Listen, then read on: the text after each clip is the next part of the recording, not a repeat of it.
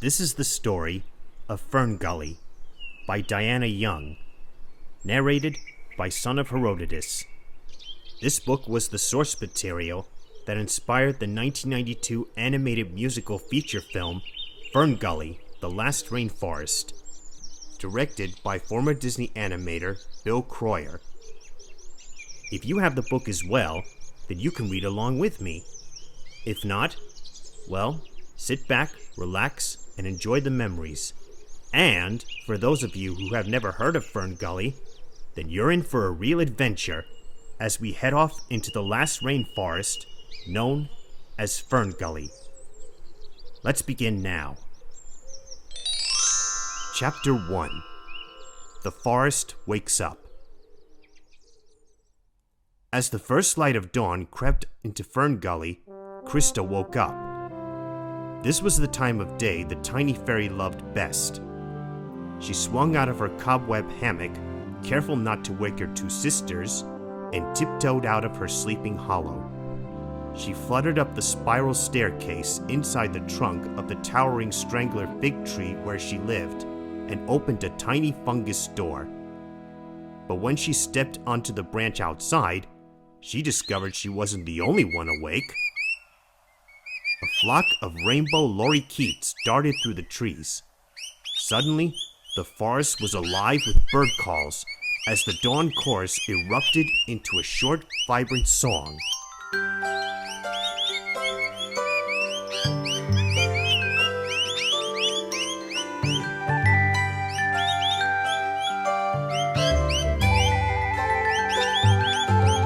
Krista fluttered her turquoise wings and dived out of the tree into a delicate blanket of mist. She fell past a million sparkling dewdrops, somersaulted through the mist, then, just before she hit the ground, pulled out of her dive and spiraled upwards. She danced in the air to the beat of the birds' early morning song, then practiced a few loop-de-loops and barrel rolls. "Watch out, Lori!" she shouted, colliding with the rainbow lorikeet. The lorikeet squawked and darted after her. You don't own this forest, Krista! "Oh, bug off, Lori." She laughed, catching hold of a trailing pepper vine and swinging on it through the trees. I can outfly you any day! Lori squawked. She grinned. That's a laugh. You fly about as fast as a wet brush turkey. Then let's see who gets to Palm Grove first! He chirped, darting through the trees ahead of her. Krista accepted the challenge and flew after him. Speed flying was her favorite sport, and she knew she was one of the fastest flyers in the forest.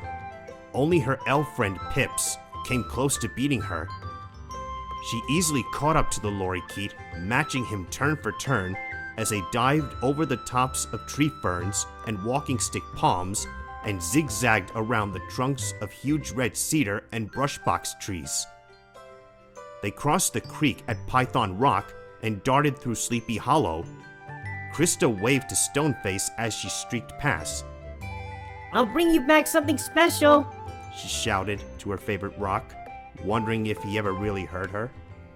She chased the lorikeet around tangled vines and prickly ash. They twisted and turned through Fallen Tree Gap. They soared away to the treetops, turning just below the canopy, then hurtling back to earth and skimming across the forest floor.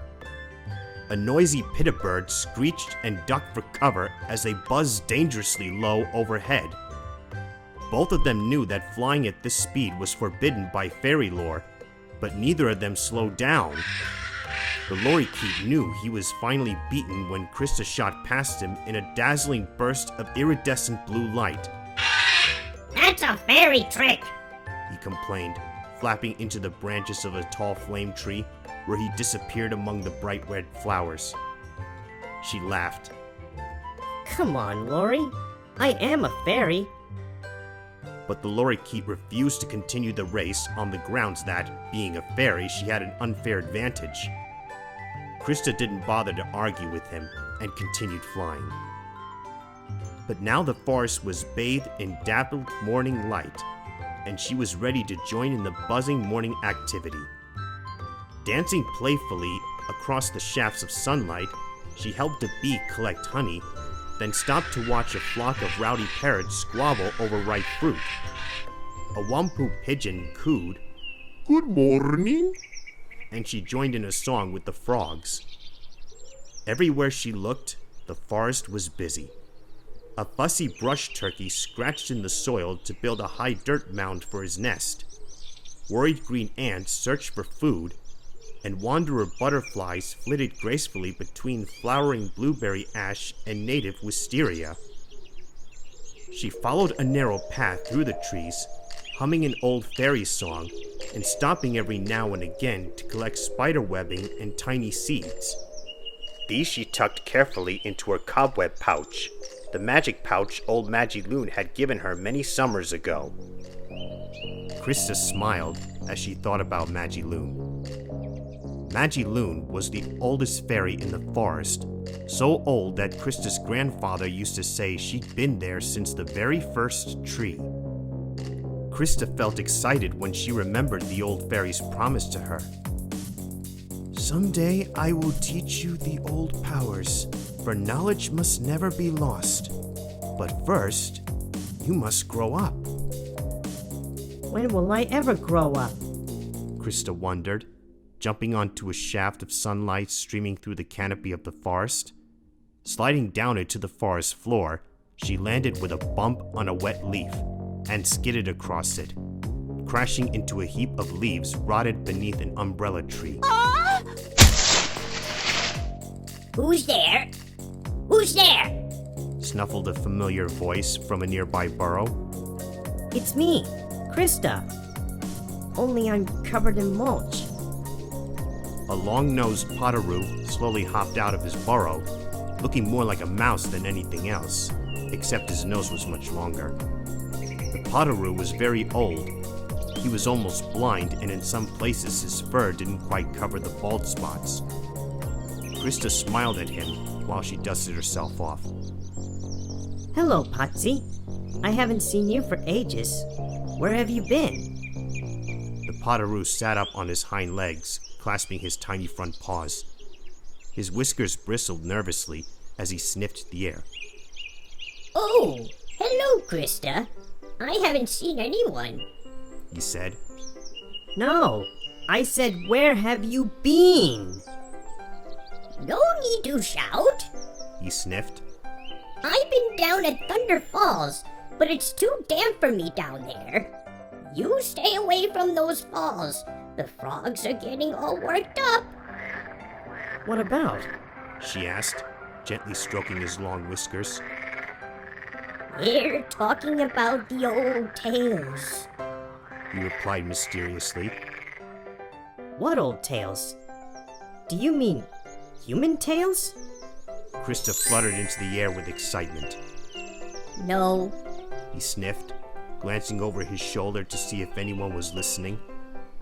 And you come back down to earth. Don't go filling that pretty head of yours with human tales. He twitched his whiskers nervously. No. The talk was about the weather and why it's not the same as it used to be. Everyone at the falls thinks someone is playing around with it. Krista was amazed. But that's weather working. That's straight out of fairy legend. Well, the weather is all topsy-turvy. He snuffled. You don't have to be a frog to notice that. And then he whispered. Everyone thinks the weather is being worked by hexes. Hexes? Spluttered Krista, Google-eyed. Wasn't Hexus an evil spirit who tried to destroy this forest a long time ago? The Potterus nodded. That's the one. But what worries me is why anyone is remembering Hexus at all. Those tales are best forgotten. They just stir everyone up, and that always means trouble. But nevertheless, there is an unnatural force in this forest at the moment. I can feel it in my bones. Don't worry, Potsy. Said Krista, feeling sorry for the nervous old Potterus. There's nothing in this forest to hurt us. You know that. I'm sure there's a good reason why the weather's a bit scatty. I'm not scared of frog talk. Just be careful all the same. he said, nodding his worried little head. And you take care of yourself, Replied Krista. I wish you'd come back to Old High Rise where I could look after you. I can look after myself, He snuffled. but it's kind of you to offer. As she fluttered away from the old Potteroo, she thought about what he'd said. Weather working. She muttered, startling a bright orange butterfly. What if someone really is working the weather? Do you think it is possible? The butterfly didn't reply. Don't worry. I'll ask Magiloon. She'll know. Krista said to the butterfly. But the butterfly still didn't reply. It wasn't worried about a thing. On this sun-drenched, peaceful morning, it didn't have a care in the world.